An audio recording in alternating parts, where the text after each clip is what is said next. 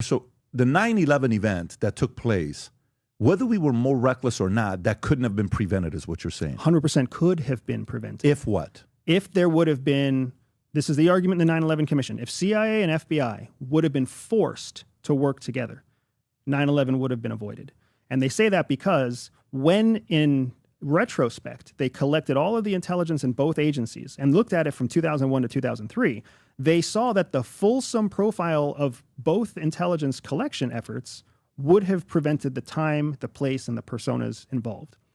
But because FBI was sending messages to CIA, CIA was ignoring them. CIA was sending messages to FBI, FBI was ignoring them. They're using two different systems. They're speaking in different languages. They have different encryptions for the same sources. All of this chaos resulted in the most important stuff just sitting in the printer. Did we communicate better in the 50s and 60s, CIA and FBI, versus in the 90s? No, but they had a greater chasm between responsibilities. So inside United States, FBI, outside the United States, CIA. Law enforcement, FBI, foreign intelligence, CIA. Sabotage, CIA. Drug research, drug investigation, CIA. It started to get kind of conflagrated, I think the word is, confused in the 90s and into the early 2000s. Yeah, so this I don't know. Okay, the level of recklessness of Israel till today, who holds them accountable? What is their level of recklessness they can go to where a commission comes in and say, tribunal, hey, listen, time out. What are we doing here? Is there anybody that holds all the intel agencies worldwide accountable, or there's really? That was what they hoped would come about from the UN, that there would be some kind of global organization that we would all voluntarily submit ourselves to, and then we would follow that rule. It was actually Clinton who refused to let the United States fall under the jurisdiction of the UN's court, the criminal court. So after he set that precedent, Israel followed, China followed, Russia followed. And that's why we find ourselves where we are now, where basically anything goes if you're a strong enough, brave enough leader. Yeah, I mean, for me, I wouldn't want to be under UN because I don't even trust UN. UN's going to be having favorites. So no matter what it is, bias is there no matter who you are. To believe that a person is going to be 100%. Walter Cronkite was the most unbiased. Stop it. He was a liberal. He still had his own bias, right? All of us have it. So the sooner I know what your biases are and what mine are, the sooner I'm like, yeah, I totally get it. We were talking about, 3 years ago about you coming here doing something. You remember that conversation we had? My biggest thing was you had a timeline. And then, okay, we do the show, we grow it, it gets millions of subscribers, and then somebody has to come after you. Ain't nobody going to be able to want to hear anybody else but you. I'm like, no, that's not. I'm not. You go do your thing. We had that conversation, and I've recommended you to God knows how many people because I think you're phenomenal at what you do. But everybody has a bias. Spouse, husband, wife, kids, everybody has some of it.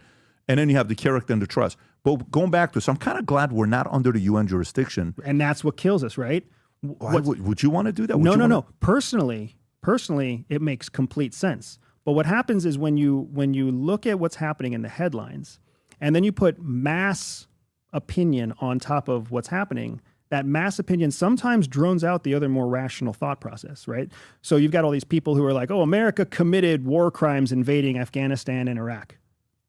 According to war crime legal definition, yeah, we did. All war is illegal according to the war definition. That doesn't stop wars from happening, so who are you going to be? The one that gets invaded or the one that does the invading? I mean, if you kind of look at it as a binary personal decision, it makes total sense. But our enemies and our own internal politics have made it so that people start to think that somehow a more cooperative world is better for us. When that is a problem that only the richest, wealthiest, healthiest people get to have. Because when you're not the richest, the wealthiest, and the healthiest, you don't want to be. Of course. Yeah, you don't. They want it, right? They want it because the more order, the less chance somebody's going to take them out, right? Correct. You want that order to be in place, but sometimes you need chaos to be able to move up as well, right? If you don't have the bit of the chaotic situation, how do I come up as a small market? So let's stay on this. Let's stay on this with the recklessness that they still have today versus we don't have today. Okay. If we chose to go be as reckless as them, And we get to a point where the CIA is like, look, what do you guys want to do? We keep going like this. Look what they're doing. They're getting involved. They have control over us. I'm not playing by the rules. You guys can't bully me. I'm going to come in. I'm going to own a bunch of your Congress folks. I'm going to give them a bunch of money. I'm going to use different NGOs, charities, APAC, whatever you want to call it. Trust me, I'm going to get that control over a lot of your guys here. And because I can do that, I'm not doing anything illegal. Everything I'm going by the books. Yeah, maybe I'll use some of the methods that's going to be a little bit crazy. And for us, we're trying to be very much amicable and very much, following by the rules, and let's report everything the proper way. It's a chaotic situation on how you manage that specific relationship with another intel agency that can break the rules and do whatever they want to do. And the thing is, you're not trying to manage the relationship. In reality, what you're trying to do is leverage the relationship for your own benefit. That's the real reason intelligence. Is that what we do? That's why intelligence agencies cooperate. The problem is then it becomes a game of which intelligence officers are more skilled, can move fastest, and can make the bigger promise. CIA believes that all people are born with a spy secret superpower. For some people, that means they can win deals. For others, they can spot liars. Some can even seduce lovers. I built a free 3-minute test to help reveal to you exactly what your secret hidden superpower is. All you have to do is click on the link in the description below, take the test, and start using your spy superpower to stay ahead of 99% of people. And that's where we start to shoot ourselves in the foot again. United States sits at the table in a joint intelligence subcommittee with the Mexicans, which is happening right now to fight cartels, right? In a situation like that, we bring the bigger budget, we bring the bigger weapons, we bring the better recon infrastructure. Mm-hmm. The Mexicans are going to listen to us. They're going to do what we want them to do, and we're going to get lots of access into their agencies. That's a good thing. That's a win. But flip the ticket. Somebody that doesn't have the same need as a Mexican, law enforcement agency, and all of a sudden the rules change, the leverage changes. Yeah, but like what I'm thinking about with this is, so if they don't have the rules, they get the intel from us. Like my kids, my daughter will come and say, "My daddy, Senna hit me, and that's her intel. Okay, then I go in there, and then my son will say, "No, she didn't hit her. Brooklyn scratched her back, and then Senna reacted, but Brooklyn started it." And then she'll go like this and give me a look. I'm like, "Did you do that?" And I'm like, 2 witnesses that I believe, right? So then the question becomes, what if we rely on them for intel, but they come and give us whatever intel that they want us to know, but not the full intel, that makes us overreact, but we have to trust the intel because we can't go to another person that was a witness to say, "Nah, that's not really the full story. This is the real full story." How do you inspect the intel that's being given to you that doesn't have another person holding them accountable? And you're right on the money with the question. We have a process that we have called the corroboration of intelligence. Corroboration of intelligence. So when an intel report comes in, that is a single-sourced intel report. We're looking for corroborating intelligence, a second intel report that says the same thing or nearly the same thing as the first intelligence report, but from a completely separate source. When you have corroboration, that's the 2 witnesses that you trust. That also lets you know if the first source or the second source is being honest, because if you have information that's not corroborating and they both say they're telling the truth, you have reason to doubt them both.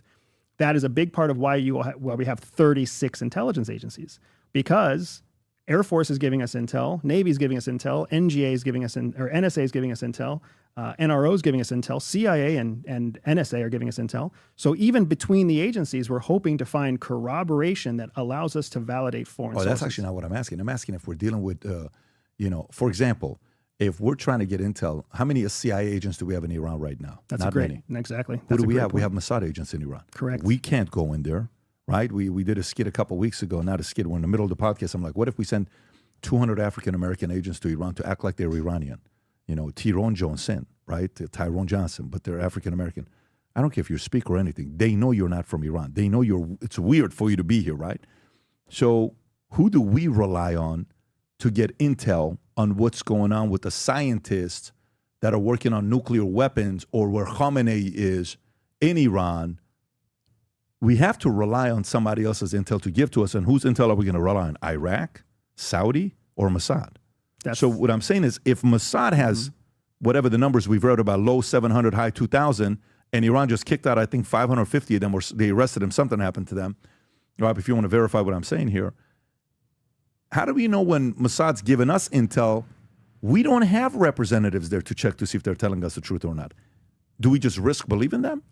So the short answer is yes. The short answer is when you don't have intelligence superiority, when you don't have information superiority, you have to start to take risks on the people that you think do have information superiority. Now, there are certain benefits here. Saudi Arabia and Israel both have a threat from Iran. So we would anticipate that both of them would be actively collecting against Iran. However, neither of them fully trust the United States. So we're going to be getting groomed intelligence from both of them, meaning it's going to be shaped for what they want us to know. But it's still an opportunity for us to see if one or the other is saying the same thing or something different. Plus, don't forget about all of our intelligence assets that are not human, right? SIGINT collection, satellite connection, open source collection. There's lots of other collection efforts besides just human beings on the ground that we can use to collect intelligence. So we're now trying to find whether or not the SIGINT corroborates the Saudi report. Tell me about the SIGINT. Tell me about all the three. So what I'm talking about are human sources coming from 2 allied countries, and then a third signals intelligence that's coming from NSA. Because NSA collects signals worldwide. Everywhere. Okay. So you don't have to be there to get that. And then you said, what was the other 2? SIGINT, and then? So there's SIGINT, there's open source information. Those are all the analysts that can pull things in foreign languages, in English language, academic sources, et cetera, and then start to cross-reference to see what intelligence you can derive from open source information.